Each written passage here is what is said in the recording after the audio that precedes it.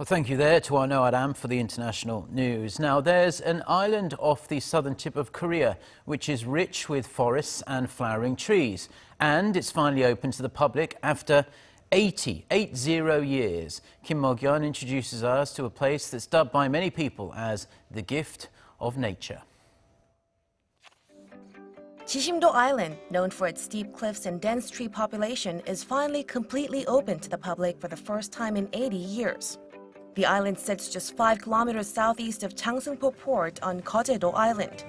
It served as a military facility during Japan's 35-year occupation of Korea that ended in 1945. But it's been closed since then, so its natural landscape has been left untouched.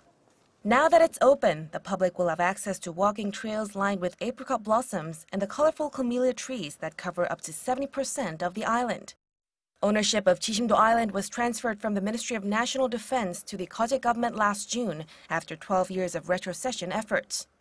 The local government now plans to utilize the island's natural resources and history to turn it into a tourist attraction in order to revive the local economy. Now that the beautiful Jisim-do Island has been returned to Geoje City, we expect it will help boost the local economy through marine tourism. The question now is whether and when the island becomes one of Geoje's top tourist attractions. Mok-yeon, Arirang News.